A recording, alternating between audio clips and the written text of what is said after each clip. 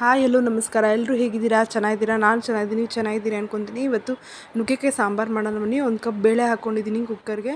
ಅದನ್ನು ವಾಶ್ ಮಾಡಿ ಇಟ್ಕೊಂಡಿದ್ದೀನಿ. ಒಂದು ಕಪ್ ಬೇಳೆನ ವಾಶ್ ಮಾಡಿಕೊಂಡು ನೋಡಿ, ಇವಾಗ ಈರುಳ್ಳಿ ಹಚ್ಚಿಟ್ಕೊಂಡಿರೋ ಒಂದು ಈರುಳ್ಳಿ ಹಚ್ಚಿಟ್ಕೊಂಡಿದ್ದೀನಿ ದಪ್ಪದ್ದು, ಅದನ್ನು ಹಾಕ್ಕೊತಾ ಇದ್ದೀನಿ. ಮತ್ತು ಆಲೂಗಡ್ಡೆ ತೊಗೊಂಡಿದ್ದೀನಿ, ಒಂದು ಆಲೂಗಡ್ಡೆ ಹಾಕ್ಕೊತಾ ಇದ್ದೀನಿ. ಒಂದು ಬದನೆಕಾಯಿ ಹಾಕ್ಕೊತಾ ಇದ್ದೀನಿ. ಸಣ್ಣಗೆ ಹಚ್ಚಿಟ್ಟಿರೋ ಈರುಳ್ಳಿನ ಹಾಗೆ ಇಟ್ಕೊಂಡಿದ್ದೀನಿ ಒಗ್ಗರಣೆಗೆ. ಈಗ 4 ಟೊಮೆಟೊ ಹಚ್ಚಿಟ್ಕೊಂಡಿದ್ದೀನಿ, ಅದನ್ನು ಹಾಕ್ತಾಯಿದ್ದೀನಿ ಸಣ್ಣಗೆ ಹಚ್ಚಿಟ್ಕೊಂಡು. ಮತ್ತು ಸ್ವಲ್ಪ ರುಚಿಗೆ ತಕ್ಕಷ್ಟು ಉಪ್ಪು ಹಾಕಿದ್ದೀನಿ, ಕಲ್ಲುಪ್ಪು. ಸ್ವಲ್ಪ ನೀರು ಹಾಕ್ಕೊಂಡಿದ್ದೀನಿ ಬೇಳೆಗೆ ತರಕಾರಿಗೆ ಬೇಯೋದಕ್ಕೆ.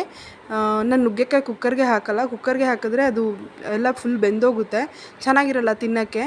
ನೋಡಿ, ಈ ಥರ ಎಷ್ಟು ಬೇಕೋ ಅಷ್ಟು ಅದಕ್ಕೆ ನೀವು ನೀರು ಹಾಕ್ಕೊಳ್ಳಿ. ನಾನು ನೀರು ಸ್ವಲ್ಪ ಕಮ್ಮಿನೇ ಹಾಕ್ಕೊತೀನಿ, ಗಟ್ಟಿಗಿರಬೇಕು ಸಾಂಬಾರು. ಮತ್ತು ನುಗ್ಗೆಕಾಯಿ ಬೇಯೋಕ್ಕೆ ನೀರು ಹಾಕಿರ್ತೀನಿ ಅದಕ್ಕೆ. ನೋಡಿ, ಇವಾಗ ನುಗ್ಗೆಕಾಯಿ ತೊಳೆದಿಟ್ಕೊಂಡಿದ್ದೀನಿ, ಈ ಥರ ಹಚ್ಚಿಟ್ಕೊಂಡಿದ್ದೀನಿ. ತೊಳೆದಿಟ್ಕೊಂಡು ಇದಕ್ಕೆ ನೀರು ಹಾಕ್ಕೊಂಡು ಒಂದು ಸ್ವಲ್ಪ ಇದನ್ನು ಕೂಡ ಉಪ್ಪು ಹಾಕಿ ಇದನ್ನು ಕೂಡ ಬೇಯಿಸ್ಕೊಬೇಕು. ಸೊ ಇದಕ್ಕೂ ನೀರು ಹಾಕಿರ್ತೀವಿ, ಅದಕ್ಕೂ ನೀರು ಹಾಕಿರ್ತೀವಿ, ನೋಡ್ಕೊಂಡು ನೀರು ಹಾಕ್ಕೊಳ್ಳಿ. ಮತ್ತು ಉಪ್ಪು ಕೂಡ ಅಷ್ಟೇ, ಇದಕ್ಕೂ ಉಪ್ಪು ಹಾಕಿರ್ತೀವಿ, ಅದಕ್ಕೂ ಉಪ್ಪು ಹಾಕಿರ್ತೀವಿ. ಬೇಳೆ ಬೇಯಿಸ್ಕೋಬೇಕಾದ್ರೆ ನೋಡಿಕೊಂಡು ಉಪ್ಪು ಹಾಕ್ಕೊಳ್ಳಿ. ನೋಡಿ, ಈ ಥರ ಹಾಕ್ಕೊಂಡು ಇದನ್ನು ಬಿಸಿಗಿಡ್ತಾ ಇದ್ದೀನಿ. ಬಿಸಿಗಿಟ್ಮೇಲೆ ಬೇಳೆ ತರಕಾರಿ ಎರಡೂ ಬೆಂದಿದೆ, ಆಲೂಗಡ್ಡೆ ಬದನೆಕಾಯಿ ಬೇಳೆ. ಮತ್ತು ಅದೇ ಥರ ನುಗ್ಗೆಕಾಯಿ ಕೂಡ ಒಂದು ಪಾತ್ರೆಯಲ್ಲಿ ಬೇಯಿಸ್ಕೊಂಡಿದ್ದೆ.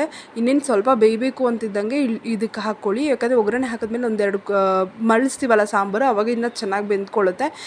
ನೋಡಿ, ಈಗ ಒಗ್ಗರಣೆಗೆ ಒಂದು ಪಾತ್ರೆ ತೊಗೊಂಡಿದ್ದೀನಿ. ಅದಕ್ಕೆ ಸ್ವಲ್ಪ 2 ಟೇಬಲ್ ಸ್ಪೂನ್ ಎಣ್ಣೆ ಹಾಕ್ಕೊಂಡಿದ್ದೀನಿ. ಎಣ್ಣೆ ಹಾಕ್ಕೊಂಡು ಎಣ್ಣೆ ಕಾದ್ಮೇಲೆ ಸ್ವಲ್ಪ ಸಾಸಿವೆ ಜೀರಿಗೆ ಎರಡನ್ನೂ ಹಾಕ್ಕೊತಾ ಇದ್ದೀನಿ. ಸಾಸಿವೆ ಜೀರಿಗೆ ಹಾಕ್ಕೊಂಡು ಅದು ಸಿಡಿಬೇಕು. ಸಿಡಿದ ಮೇಲೆ ಕರಿಬೇವು ಹಾಕ್ಕೊಂಡು ಒಗ್ಗರಣೆ ಕೊಟ್ಕೊಳ್ಳೋದು ಮಾಮೂಲಿ. ತುಂಬ ಟೇಸ್ಟಿಯಾಗಿರುತ್ತೆ. ಏನು ರುಬ್ಬ ಹಾಕ್ಕೊತಾ ಇಲ್ಲ, ಜಸ್ಟ್ ಸಿಂಪಲ್ಲಾಗಿ ಮಾಡ್ಕೊಳ್ಳೋದು, ತುಂಬ ಚೆನ್ನಾಗಿರುತ್ತೆ. ಈ ಥರ ಮಾಡ್ಕೊಳ್ಳಿ. ಮದುವೆ ಮನೇಲಿ ಯಾವ ಥರ ಮಾಡ್ತಾರೋ ನುಗ್ಗೆಕಾಯಿ ಸಾಂಬಾರು ಅದೇ ಥರ ಇರುತ್ತೆ ಟೇಸ್ಟು. ನೋಡಿ, ಕರಿಬೇವು ಹಾಕ್ಕೊಂಡೆ, ಸಣ್ಣಗೆ ಹಚ್ಚಿಟ್ಟಿರೋ ಈರುಳ್ಳಿ ಹಾಕ್ಕೊಂಡು ಒಗ್ಗರಣೆ ಒಗ್ಗರಣೆಗೆ ಹಾಕ್ಕೊಂಡ್ಮೇಲೆ ಚೆನ್ನಾಗಿ ಸ್ವಲ್ಪ ಅದು ಬಾಡಿಸ್ಕೊಂಡ್ಮೇಲೆ ಏನು ಮಾಡಿ, ಇದು ಖಾರದ ಪುಡಿ 2 ಸ್ಪೂನ್ ತೊಗೊಂಡಿದ್ದೀನಿ, ಚಿಲ್ಲಿ ಪೌಡ್ರ್ 1 ಸ್ಪೂನ್ ತೊಗೊಂಡಿದ್ದೀನಿ. ಚಿಲ್ಲಿ ಪೌಡ್ರ್ ಏನಕ್ಕೆ ಹಾಕ್ತಿದ್ದೀನಿ ಅಂದರೆ ಕಲರ್ ಚೆನ್ನಾಗಿ ಬರುತ್ತೆ, ಟೇಸ್ಟ್ ಕೂಡ ಚೆನ್ನಾಗಿರುತ್ತೆ, ಅದಕ್ಕೆ 1 ಸ್ಪೂನ್ ಹಾಕ್ತಾಯಿದ್ದೀನಿ. ಇದಕ್ಕೆ ಹಾಕ್ಕೊಂಡು ಫ್ರೈ ಮಾಡ್ಕೊಳ್ಳಿ, ಸೀದೋಗ್ಬಿಡಬೇಡಿ. ಸ್ವಲ್ಪ ಫ್ಲೇಮ್ ಸಣ್ಣ ಮಾಡಿಕೊಂಡು ಫ್ರೈ ಮಾಡ್ಕೊಳ್ಳಿ. ಪೌಡರ್ ಹಾಕಿದ ತಕ್ಷಣ ತಳ ಹಿಡಿಯೋಕೆ ಹೋಗುತ್ತೆ, ಅದಕ್ಕೋಸ್ಕರ ಫ್ಲೇಮ್ ಸಣ್ಣ ಮಾಡ್ಕೊಳ್ಳಿ. ಈಗ ಬೇಳೆ ಮತ್ತು ತರಕಾರಿ ಬೇಯಿಸ್ಕೊಂಡಿದ್ದೀವಲ್ಲ, ನುಗ್ಗೆಕಾಯಿ ಎಲ್ಲ, ಅದನ್ನು ಇದಕ್ಕೆ ಹಾಕ್ಕೊತಾ ಇದ್ದೀನಿ. ನೋಡಿ, ಎಷ್ಟು ಕಲರ್ಫುಲ್ಲಾಗಿರುತ್ತೆ ಗೊತ್ತಾ, ಎಷ್ಟು ಟೇಸ್ಟಿಯಾಗಿರುತ್ತೆ, ತುಂಬ ಚೆನ್ನಾಗಿರುತ್ತೆ. ನಾನು ಹುಣ್ಸೆಹಣ್ಣು ಕೂಡ ಹಾಕಿಲ್ಲ, ಯಾಕಂದರೆ ಟೊಮೆಟೊ ಜಾಸ್ತಿ ಹಾಕಿದ್ದೆ. ನೀವು ಬೇಕಾದ್ರೆ ಹುಣ್ಸೆಹಣ್ಣು ಹಾಕ್ಕೊಳ್ಳಿ, ಇನ್ನೂ ಉಳಿಬೇಕಂದ್ರೆ ಹುಣ್ಸೆಹಣ್ಣು ಹಾಕ್ಕೊಳ್ಳಿ.